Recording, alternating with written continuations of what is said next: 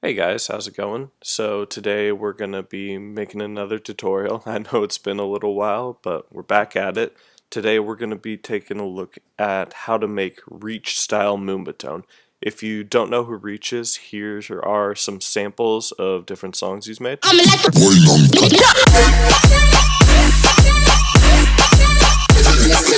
So yeah, that's what we're going to be making today. Here's how it's going to sound.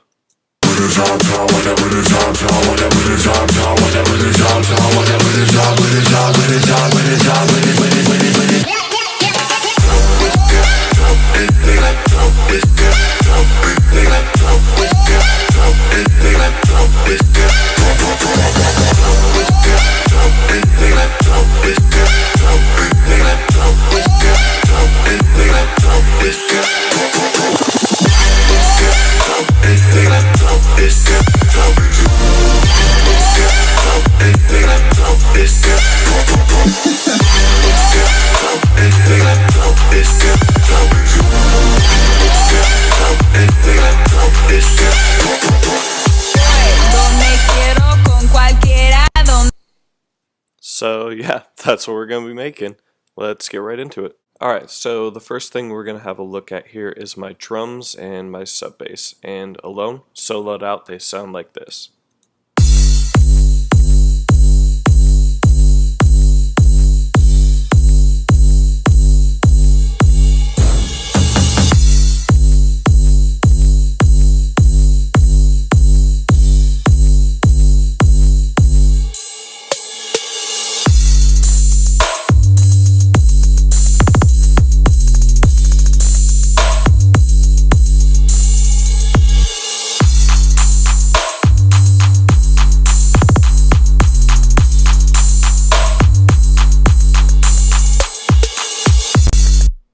So these are pretty simple once we break them down. The first thing I have here is my kick and my snare.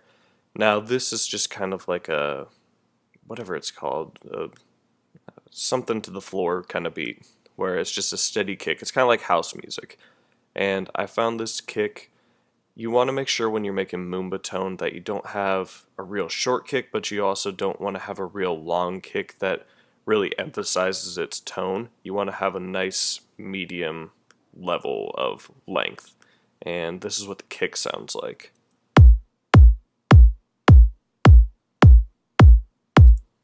And it just repeats like that for the first half of the drop, and then it switches to a more hip-hop kind of beat in the second half, like this.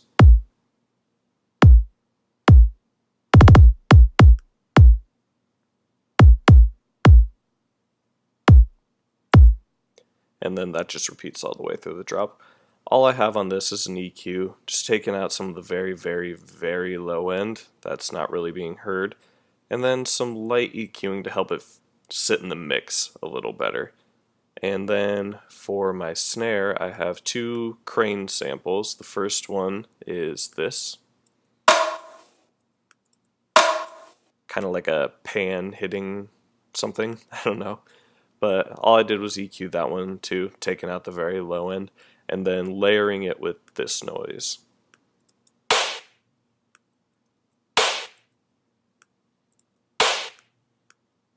So yeah, that's it for the kick and the snare, and the snare only comes in the second half of the drop here, as you can see. Now onto the sub. So I have two separate subs. The first one is a serum patch, and the patch is literally just this, both in basic shapes, which is analog right here. And I have LFO1 here modulating the level on each, and I have it on the envelope setting. This basically just kind of gives it that pumping effect. It sounds like this. Oop. We're on the build-up. Sounds like this.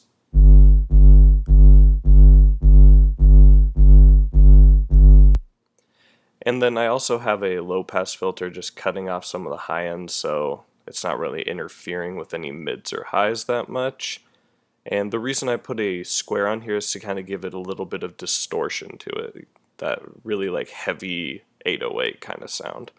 And then in the second part of the drop, I copied that exact same patch, I'm pretty sure. Yeah, except I didn't, modulate the levels or anything. I just went into envelope 1 here and drew in this little line. So I made the decay super long. I brought the sustain all the way down and the hold all the way down.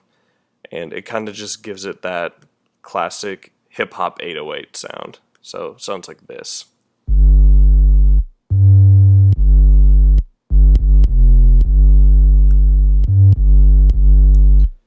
And then the note I'm playing in the first half is just a G constantly throughout. And then in this part, I have it switched up a little bit. And if you can see here, I actually have my subs starting a little off beat. And that's just so there's even less interference with the actual kick. And then on the group, I have an EQ, a utility making the entire bass section mono, and then a sidechain compressor to my kick, so again, the sub-frequencies aren't interfering as much. Then lastly, I have these background drums, which look pretty complex, but they're really not. The first sound I have here that is pretty constant throughout is a ride cymbal. It sounds like this.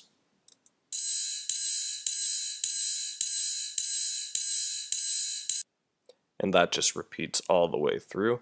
I have an EQ taking out a lot of frequencies and even dipping into the highs because it had some weird sounding frequencies in the sample. Oh, also on the group, just sidechaining my kick and snare on all these. So yeah, that's it for the ride. It's just constant throughout. I have this crash cymbal. Again, just taking out mids, dipping a little bit in the highs. This is repeating every bar, I'm pretty sure. Yeah. And then I have this second crash that's a lot more subtle, but just helps fill in parts of the drop. Sounds like this.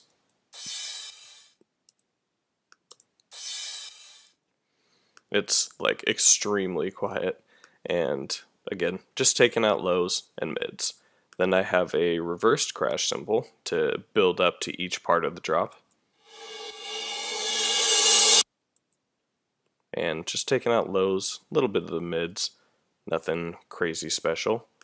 Then I have these little fills, kind of like a stompy kick drum, and then if we zoom in closer, you can see this is just a little triplet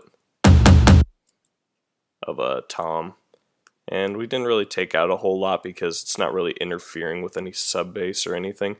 And it adds some, sub to an otherwise pretty empty part of the song. Then in the second half of the drop, I added these hi-hats.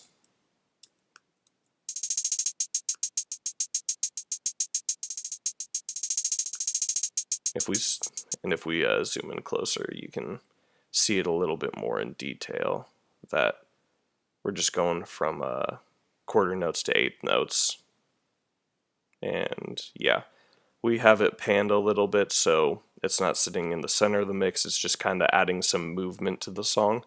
And then again, taking out the lows, bit of the mids. Then we have this second open hi-hat that repeats throughout the drop too.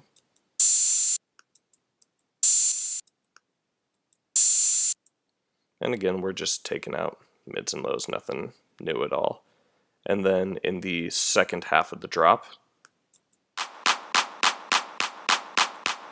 have kind of a steady little clap that goes on throughout.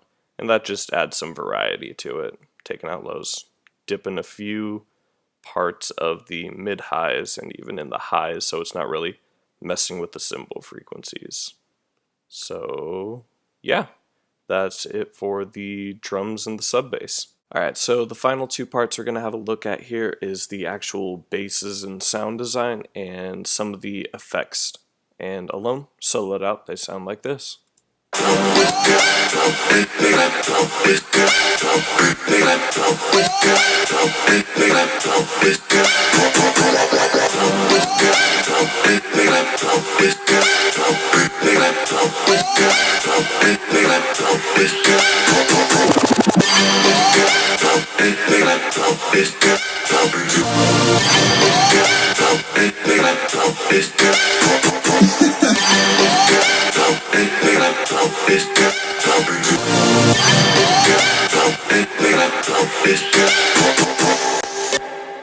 Alright, so to start out, as you can see, kick and snare sidechain on all of our basses and our effects.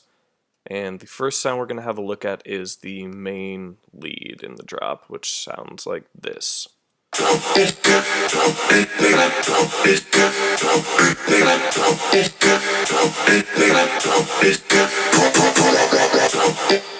And then it just repeats, kind of has some variety in the second half of the drop. Basically, we're just taking out parts that are already filled up with different sounds. But as you can see, there's kind of a bit going on here. First off, we EQ'd, taking out the lows and even some of the low mids. I added this saturator where you can find it right here. It's a bit warmer right there. And then how we get this metallic-y kind of robot sound is with the simple delay here, because this is what it sounds like without it.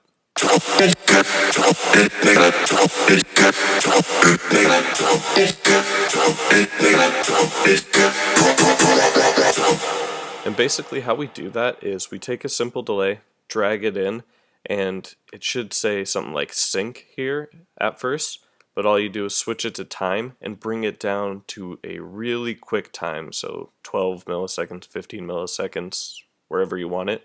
And then you can just turn up the dry, wet, and feedback and get that kind of robot sound. So like.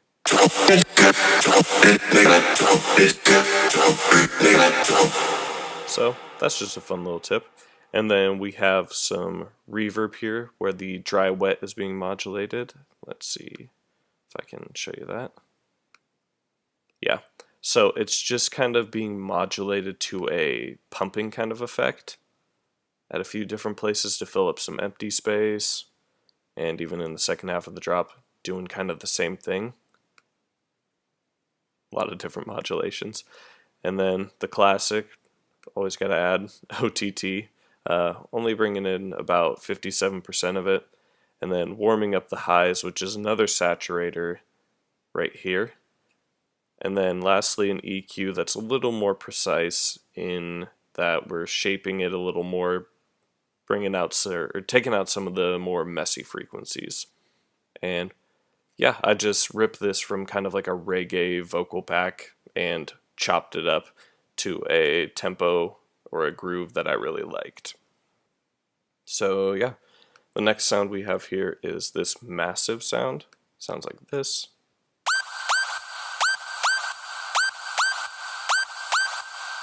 And that's just repeating for the first half of the drop. The patch itself looks like this. It's just a bit of a square and saw mixture, pitched up 12 semitones. And then in this third envelope, we brought the attack up a little bit, brought the decay down, and brought the level down. And this just kind of, well, we dragged it on the pitch, so it has that kind of rising effect. So like if we took it off, for instance, it would sound something like this.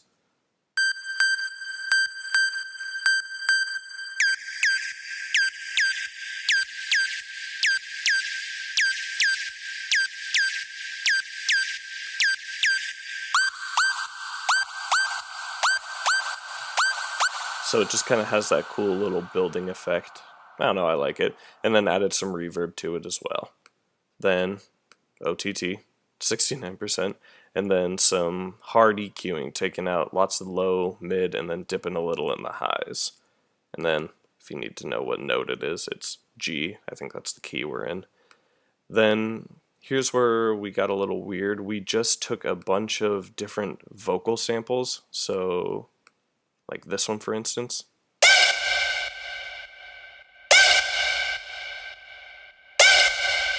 And just had it repeating to fill up kind of the empty space that's left by these other two sounds. All we did was EQ, taking out low mid, add some reverb, and some OTT. And yeah, that's literally it. Just helping fill up kind of some of that empty space, which happens a lot in Moombahton. And then we have this vocal sample, which we just EQ'd. And the reason why I'm throwing so much reverb on everything is because, as you can see, there's just lots of spaces that have nothing in it. And if you listen to a lot of Moombahton, you'll hear that it's filled up with a lot of reverb kind of sounds, so we have to EQ very carefully to make sure it's not muddying up everything. Sorry, I got a little sidetracked. Then I found this horn sample that's also repeated throughout. Sounds like this. And I actually pitched it up 2 semitones. But the patch itself just has a little bit of OTT on it and a lot of EQing for the mid frequencies, so we aren't interfering with our lead that much. And then in the second half of the drop, it changes a little bit. And we're just pitching down and pitching up. I don't know, I like the horns. It just adds another layer to each beginning of the drop, or beginning of each bar. And then now we can get into a little more, oh, sorry, I also just have this, like one of those DJ wind downs. But we'll get into the sound design aspect now. So the first serum we have here, let's unfreeze it. It's kind of one of those rhythmy basses. It's made from basic shapes, so a triangle, or I guess it's a triangle wave, and then a saw wave with the sync on. As you can see, we're modulating a lot of different things. So FM from B, which is down here, we're modulating the volume of it. We have this level turned down because this is just our modulator, and then we turn the sync up. We added the reverb filter, which is where we're getting most of that kind of scratchy sound.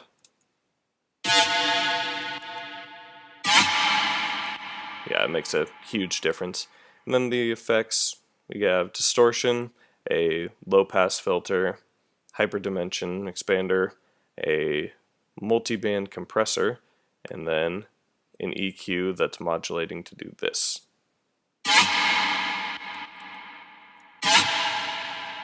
So yeah, super basic. Again, find basic shapes right here, and then just move the wavetable position over. Oh, and bring it down 2 octaves. So that's the first bass that has a lot of reverb on it, a lot of EQ, taking out some of the very high end and mid-high, cutting out all the lows. And then this is a personal little plugin I made where it just has saturator, OTT, EQ, doing some funky stuff there, a phaser, and dimension expander, which is a third-party plugin, and then vocoder. Can't really go into too much detail with this. If you want to look at it more, just pause the video. I throw this on pretty much all of my basses. It just makes it a lot thicker, as you can see here. If I don't know how to close it, but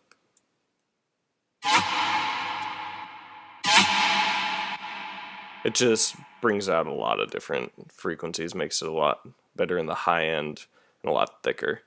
Then the second bass we have here, let me unfreeze it. Same kind of thing. We just started out with the initial preset and then did some wild things with the sync here. Really turned up the sync on the initial saw wave, and then we're FMing again, bringing up or modulating the level with LFO1, not even playing this one, and then bringing our second oscillator down an octave. We look in the effects panel. We have hyperdimension, distortion, a multi-band compressor, and a high-pass filter.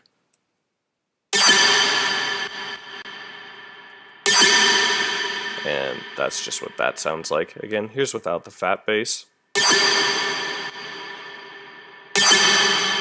Doesn't make a huge difference on this one, but I still just like how it sounds. Then we have, of course, plenty of reverb, an OTT, and then EQing, cleaning up some of the mid frequencies and high frequencies, making sure it's not interfering with a whole lot. And then the next sound we have is our super saw. Sounds like this, both of them together.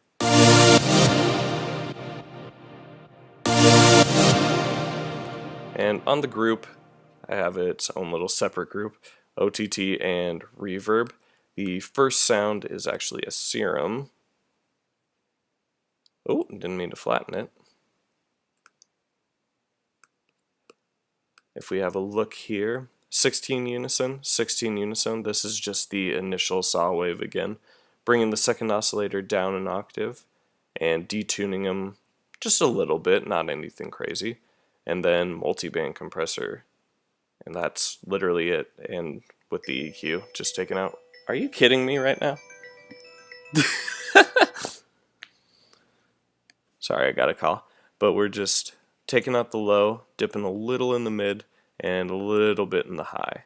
And then our second one is actually a silent patch, which sounds like this on its own, as opposed to the serum. As you can see, the serum kind of is a more low-end supersaw, so I tried to exaggerate the highs on this. Basically, if we go into part A here, 8 voices, the saw wave turned up the detune.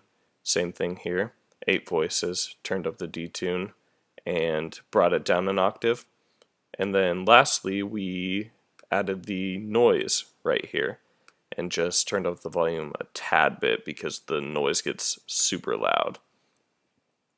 So that's it for the super saws.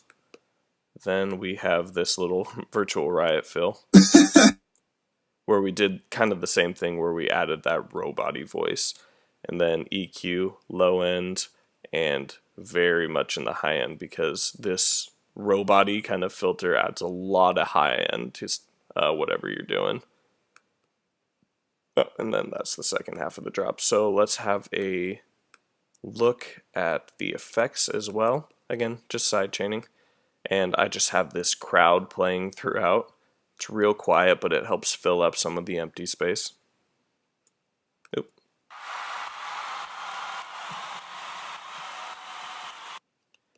Taking out all the lows, dipping in the mid-highs.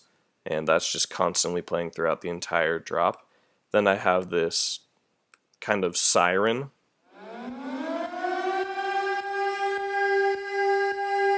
that I messed with a frequency shifter just to add something different to it. Then adding some width with the utility, an auto pan on, reverb, and an EQ taking out the lows. Then lastly, we just have this white noise buildup. And taking out the lows. So yeah, that's how you make this kind of trappy Moombahton kind of song. I hope you guys enjoyed, and I'll be uploading a little more frequently now that I finally moved into my new place. I got a new computer. So yeah, hope you guys enjoyed. Like, subscribe, comment, do whatever you want, and have a good one.